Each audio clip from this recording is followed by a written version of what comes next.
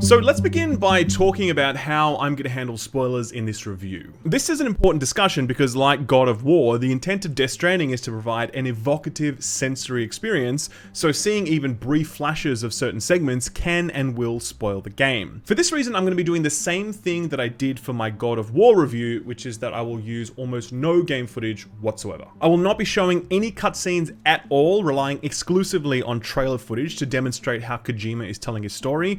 I will not be discussing any story specifics that were not earlier communicated. I will not be showing any boss encounters, but for the one that we saw at the Tokyo Game Show, I will be using only open world traversal gameplay, and I'll only show you the sections that have been earlier demonstrated in the trailers. I will be discussing some gameplay mechanics that have not yet been demonstrated in the trailers, but this will only be a small slice of what is a very big pie. I will not be discussing the majority of game mechanics that have not yet been revealed in the trailers, as these are better discovered and experienced for the first time as you play the game for yourself. If you want to be extra safe, of course, just don't watch this video, you can listen to it like a podcast or something like that. So you may be thinking, how on earth can you properly review a game like this if you're going to show us so little? I think this question is especially likely given that a large portion of people who are interested in this game simply cannot believe that what Kojima showed off at the Tokyo Game Show is the actual game. Surely it can't be as simple as delivering parcels from place to place with the occasional bit of combat thrown in. Surely there must be more to it than that. Surely we're yet to see the real game. No. Kojima showed you the game at the Tokyo Game Show. In fact, he showed you quite a bit of it. This is a game where you traverse the environment to deliver parcels. This is a game where you occasionally bump into armored militia and either confront them or run from them. This is a game where you stealthily avoid ghostly apparitions, and it's a game where you throw down with fantastical, awe-inspiring creatures from time to time. Don't expect any Metal Gear Solid 2 surprises where the real game is revealed to you like, 2 hours in. There's no subverting of expectations here. What you see is exactly what you get. But describing it as I have is somewhat akin to describing The Odyssey as the story of a boat ride, or To Kill a Mockingbird as the story of a court case, or The Sopranos as the story about gangsters. It takes the experience and reduces it to its most rudimentary, fundamental components, glossing over the unique complexity, nuance, and genius that makes this game so extraordinary. Because make no mistake, Death Stranding is absolutely remarkable. I have played everything that Kojima has made since Metal Gear 1. I have no hesitation in telling you that this is both his best game and his greatest accomplishment. To have built an entirely new IP of such vision and quality in but a few short years, while also building an entirely new AAA studio, is an accomplishment that really has no equal in modern video games history. The story of how he pulled this off is its own book-worthy tale, and I really hope someone writes that one day. At the core of Death Stranding is a stunning symbiosis of its thematic intent and its mechanical delivery. Kojima described this as a game about building connections. These connections are built between the eccentric and magnetic cast as they each play their role. These connections are built from outpost to outpost as you cross the country on your odyssey. These connections are built from player to player as you lay down the infrastructure that others may utilize in their own journeys. You'll never meet another player as you play Death Stranding, but you'll likely devote huge portions of your own time to helping others, motivated and rewarded by only the hope that others may benefit from your labors. You'll never know because you'll never meet them, but that hope is your connection. It's the strand that binds you to them. Beyond its thematic framing, Death Stranding is a surprisingly addictive and functional video game. Some 45 hours to complete, vast in scale, full of complex interrelated game systems that all work perfectly. This is not a 15 to 20 hour movie game where you're waiting for the next cutscene to roll through. This is a brilliant video game. One that delivers us an entirely new and strangely compelling gameplay loop that's sure to be extensively imitated by other video games in future. The stakes and expectations could not have been higher for Kojima, but he smashed them in ways that few could have thought possible. Death Stranding is absolutely genius, and it is unquestionably Kojima's finest hour. I'm going to spend some time now explaining exactly what Death Stranding is, because I know that's confusing and that's the number one question most of you have, so I want to explain it now in a fair amount of detail. You play as Sam Porter, a courier whose task it is to connect the various cities, distribution centers, way stations, and outposts that dot the American continent. Shattered by the events of the Death Stranding, America is a broken, disconnected husk, and it's your job to connect the dots and make it whole again. Sam, we want you to go west and finish what Emily started. The people she left behind have been hard at work, setting up chiral network terminals. But these terminals are still isolated. We need you to bring them online.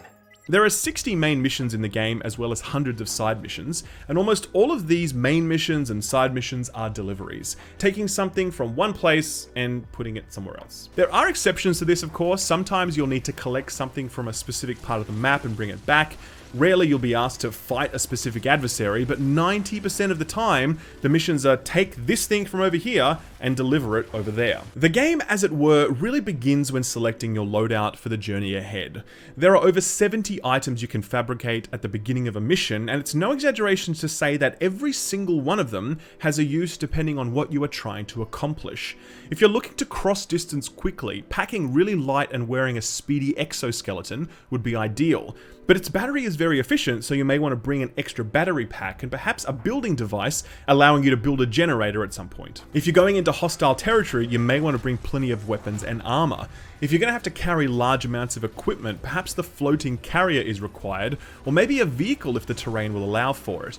If you're crossing really difficult terrain, extra ladders, climbing anchors, the stability exoskeleton, and a spare pair of boots will come in very handy. Now, we've all experienced this kind of like loadout idea in video games where you start a mission, you need to like select your equipment and that sort of thing, so that's not new. But I really believe that, video games have kind of forgotten how to do this in the last generation. Tactical games like Ghost Recon and the original Rainbow Six used to ask you to do this, but that's gone now. The most recent example of a game that gets this right is actually Ace Combat, which asks you to listen to mission briefings and equip the right armaments and modifications to get the job done. Fail to do so, and you'd fail the mission.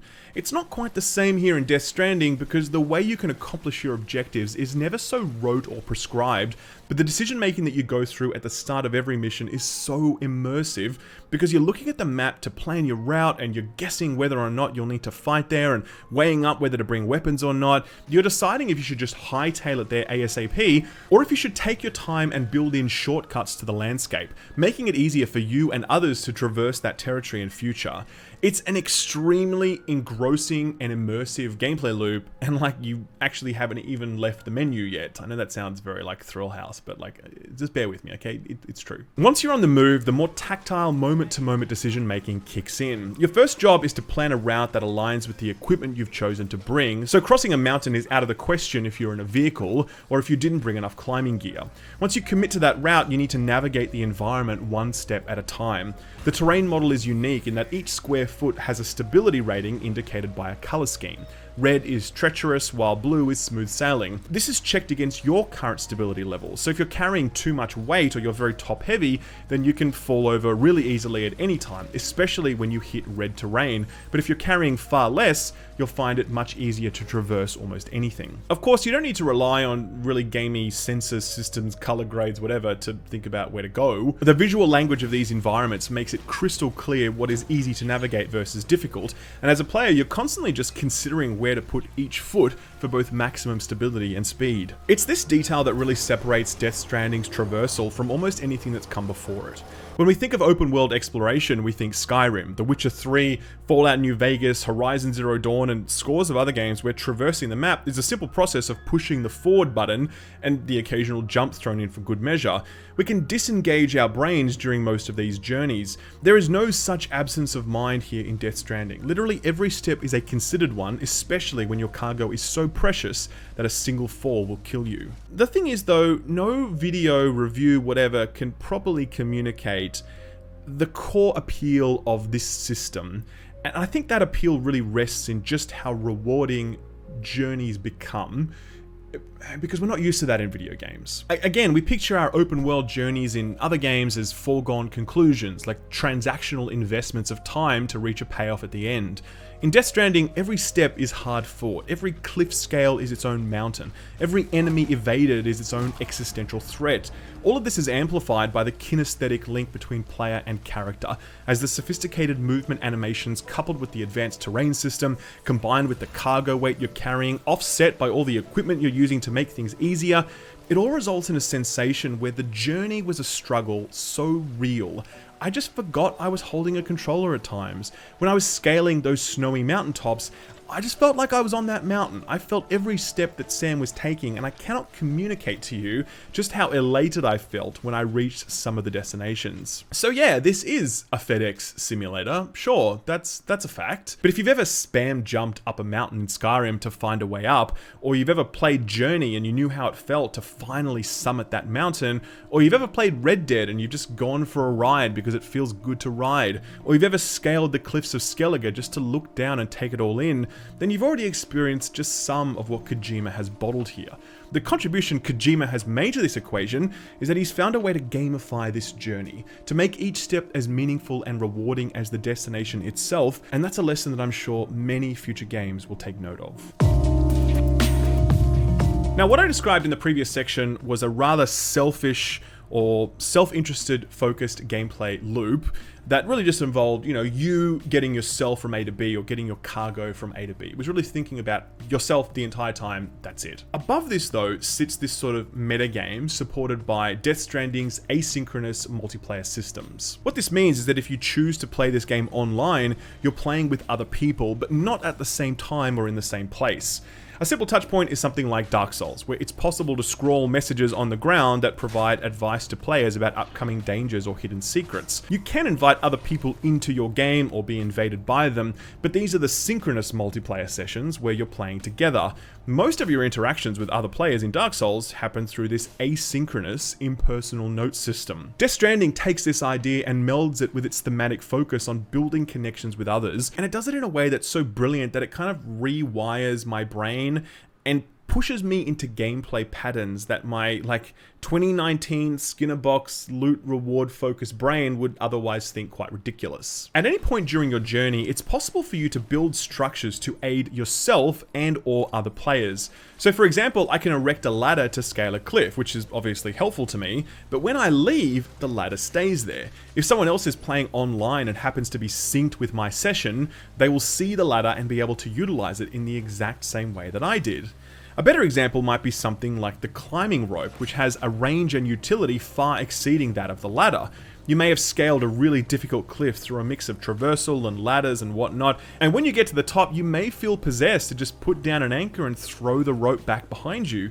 You won't get any use out of that rope yourself because you're already at the top, but you know that someone else will. And that feeling starts to become really addictive as you make your way across America. You can only see structures from other players after you've moved through the space at least once before and unlocked the way station. Doing so connects it to the vast network you're building across America, and you'll immediately begin seeing buildings and signposts where before there were none. The options available to you to aid others become significantly more sophisticated, intricate, and demanding as you continue through your playthrough. There's a gameplay loop whereby completing missions and side missions awards you resources at an outpost, and those resources can then be taken as physical items and delivered to specific locations. You may notice that someone has laid down the foundations for a bridge over a chasm or a stream, but they didn't have enough materials to finish the job, so you can collect the required resources from the nearby way station, then hoof it to the bridge to finish the job. Now everyone gets the benefit of the work that you and this complete stranger put in to create this thing. On the most basic level, this system has the impact of radically transforming the landscape. This is a game with some surprisingly well-considered level design, such that specific delivery routes are carefully planned out with a mix of rough terrain, cliffs, waterways, adverse weather, and hostile forces.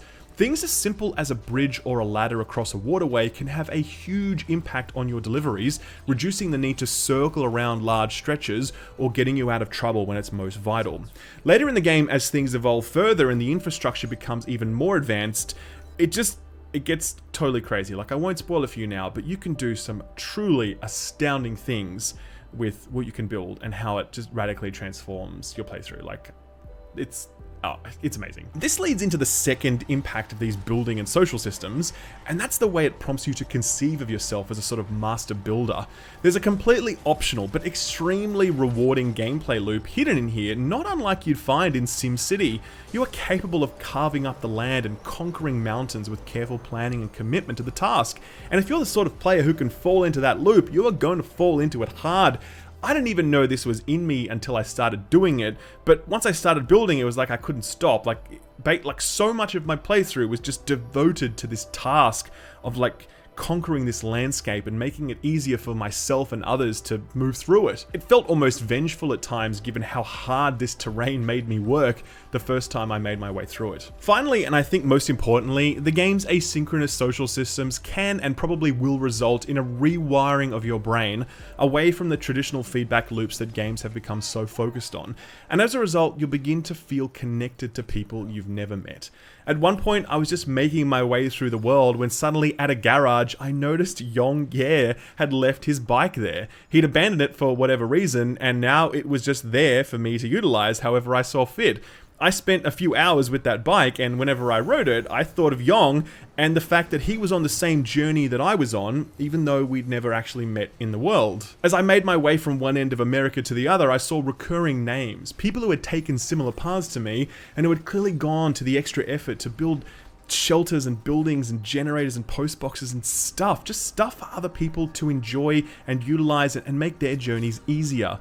They sacrificed their time so that I might have an easier journey than they did, and that inspired me to do the same thing for those that would come after me. I never spoke to a single other person in my entire playthrough, but in a strange way I felt more connected to this group of travelers than I'd felt on patrol in Destiny, or wandering the Dark Zone in the Division, or in any match-made Call of Duty lobby, or even recently in group finder tools of games like Final Fantasy and World of Warcraft. Kojima got me to forget about things like my time and my experience points and my equipment, and he got me thinking about others, and I think the impact of these social systems will be the most lasting and resonant quality of Death Stranding. So since this is video games, our minds naturally go to like the combat side of things, and they're like, you know, the conflict, and what about the fighting? Because we kind of think that, well, that's what video games are. They're about that conflict, right? So I've already sort of spoken about how that's not really the case here. You know, 90% of the game that you are about to play for 45 hours or more is going to be what I've just described. Traversal, you know, making your way through landscapes, deliveries, etc. But yes, there is a good sort of 10% which is combat based, so let's talk about how that works now. I think it's best to think of it in two parts, stealth and combat. Now, if there's one man on the entire planet that knows stealth gameplay, it's old mate Hideo Kojima. Unsurprisingly, Death Stranding features some excellent stealth gameplay, but its systems are far closer to those found in, say, a horror game than they are to those more fleshed out systems we find in, say, Metal Gear Solid. The crux of it rests on your little BB unit, which is capable of seeing ghostly apparitions while you are not. He'll point to them with this little satellite arm thingy, and it will behave differently based upon how close you get. You need to weave a path through these entities without being able to see them, essentially playing a tense game of hot and cold, only with the whole, you know, death thing hanging over your head. Like, literally. In these instances, Snake had options. He had guns, he could dupe guards, strangle them, attach them to giant balloons and send them floating away. Here, Sam does not have these options, and the powerlessness of the player makes for some truly compelling horror. The sensation of terror you feel when you know an enemy is coming towards you, but you can't quite see it, only for it to become suspicious and begin splashing up mud with each of its footsteps as it blindly reaches out for you, that is a feeling of terror that stays with you.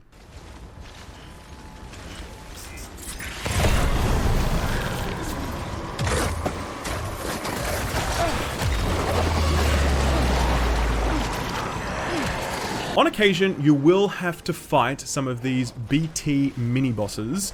It's not the same boss every time, by the way, but there are a handful of them based upon where you're at the map and what you're doing, but it's a handful, it's not a dozen, and coupled with the low number of boss encounters scattered throughout the game, this lack of variety may grate on some players. Outside of repetitiveness, there's a discussion to be had about combat difficulty.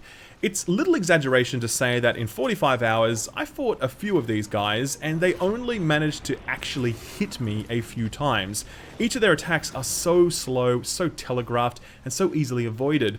It's clear that Kojima has built this game not for the hardcore, challenged, focused gamer, but for the broader audience. Cynical commentary will dismiss this as a game that plays itself, a movie game, a game for casuals, a walking simulator, etc. But this is a real mischaracterization of how this game handles difficulty. This game isn't interested in binary right and wrong style challenges that push you to the loading screen frequently when you press the wrong button or something. Instead, it's interested in putting weight on the player, the same way that Sam puts weight on his back when he loads up that cargo.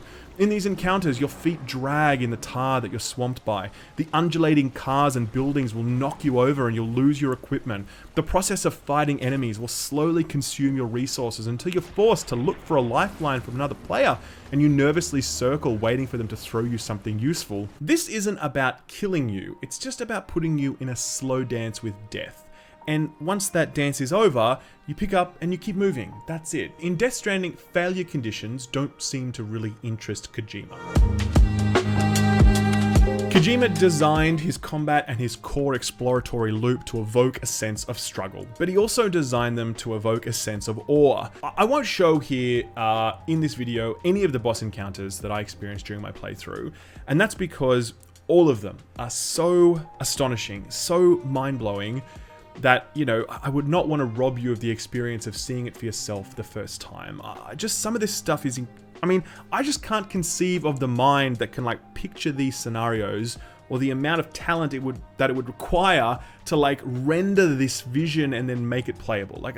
I know it sounds hyperbolic, I get it, fine, flame me all you like, I don't fucking care. This stuff is incredible. It just, the amount of talent to produce these scenes and then for you to be able to take part in them, that's truly, it's astounding. Kojima is a very known quantity in our industry at this point, with a very specific narrative and cinematic style. He's an auteur in a way that the video games industry kind of isn't really comfortable with, roundly mocking him recently for a mistranslated tweet where it appears that he took credit for the entirety of the game and all of the individual components that comprise it. He wasn't taking the credit, of course. What he was doing was assuring his audience that he had input into each of these parts. This game wasn't designed by committee. It wasn't designed to make shareholders happy. It wasn't designed to sell microtransactions. It doesn't have a fucking roadmap. It's just Kojima's vision presented to you without compromise. That is what Death Stranding is. For some, the rawness of Kojima's vision will be too much to handle. And I don't mean that oh, you don't understand it, you can't keep up. No, I mean that it's peak Kojima, which some people are just gonna go no thank you, that's not for me, If you've played any Metal Gear and you don't like its overwrought performances and its convoluted plot lines and its fourth wall breaking silliness, then you are going to hate Death Stranding, because it is peak Kojima. No one was there to tell him no at any point, and as a result, he displays a level of confidence in his storytelling and presentation that we haven't seen before. On balance, I think the majority of what he's done here is a triumph. With the exception of the one-dimensional and hugely disappointing antagonist, the entire cast is so transfixing. Each of the actors has brought so much personality to the roles that Kojima has written for them, and every single cutscene that's based on these personal, human interactions is just electric. Where things are weaker is in the rules that Kojima has built to support this world. They buckle and strain as the story progresses. Thematically, Death Stranding's focus on building connections between people is perfectly executed through both his cast and his gameplay design, but the plot itself cannot boast the same perfection. If you've played anything from Kojima before, then you're used to this sort of feeling, and if you appreciate his work, then this shortcoming will not bother you nearly as much as it's sure to bother some. I think this review will no doubt frustrate some who seek a deeper analysis of Death Stranding's various flaws. Fair enough. No game is perfect, especially Death Stranding. It suffers from repetitive mission and encounter design, its pacing can feel off, and it's perhaps 5 hours longer than it needs to be, the plot can feel really contrived, and some of its biggest moments can feel really goofy and not in an endearing way. But I think if you guys watch me, you know what I'm about, like, you know, just focusing on little tiny details like that, it just seems like such a fucking waste of time when you've got something this good. You've never played a game like Death Stranding before. You've never experienced this gameplay loop. You've never seen asynchronous social systems this developed. You've never played an open world game that let you reshape the landscape like this. You've rarely experienced an open world game that provides you with so much genuine freedom to complete objectives as you see fit. And I guarantee you've never seen or never even imagined the artistry on display here. We continue to have all these boring discussions about, like, is gaming an art form? Of course it's an art form, but 95% of the stuff that we see, especially from the AAA space, is just boring garbage. Like, it's just, there's no art in it. You know, like, gaming is an art form, but there's not enough art in gaming, especially AAA gaming. Death Stranding is high art, the likes of which inspires our industry to reach for more and to do better, and it achieves this without falling into the movie game or walking simulator trap that everyone expected it to. This is a video game first and foremost, and it is honestly one of the best I've ever played.